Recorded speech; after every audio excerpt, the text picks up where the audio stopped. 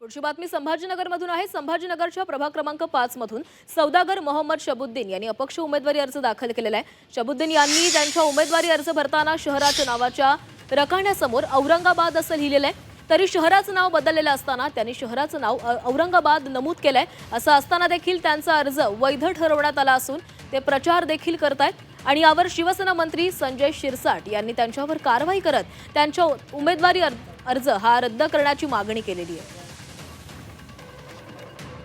छत्रपती संभाजीनगर हे नामकरण झालेलं आहे।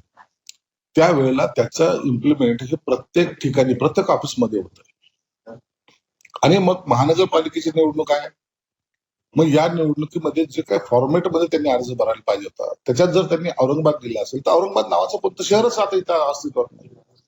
म्हणून त्यांनी केलेलं तो नाव लिहिलेलं नाव हे अत्यंत चुकीचं आहे। म्हणून तो अर्ज निश्चितच बाद झाला पाहिजे। ही छत्रपती संभाजीनगर महानगरपालिकेची निवडणूक आहे, औरंगाबादची नाहीये। म्हणून त्याला जबाबदार कोण अधिकारी आहे, कोण आरो आहेत, याच्यावर निश्चित कारवाई झाली पाहिजे। तो अर्ज आताही बाद करता येत असेल तर केला पाहिजे, नसता याची निवडणूक आयोगाकडे तक्रारही केली जाईल। मला जे तक्रारी अजून लेखी तक्रारी आले नाही, ज्यावेळेला लेखी तक्रारी येईल त्यावेळेला नक्कीच त्यांचं रितसर तपासलं जाईल आणि तपासून ते कायदेशीर तज्ज्ञांचा अभिप्राय घेऊन आपले जे सिनियर काउन्सिल पॅनलवर आहे त्यांचा अभिप्राय घेऊन त्यांच्या विरुद्ध रितसर कार्यवाही केली जाईल। 29 प्रभाग के सभी लोगों ने तकरीबन मैं समझता हूँ छत्रपति संभाजीनगर महानगर पालिका के नाम से फॉर्म भरा है, लेकिन मैं ही एक ऐसा वाहिद शख्स हूँ शहाबुद्दीन सौदागर जो मैंने औरंगाबाद महानगर पालिका के नाम से फॉर्म भरा हुआ है। लेकिन वो रिजेक्ट होना चाहिए था।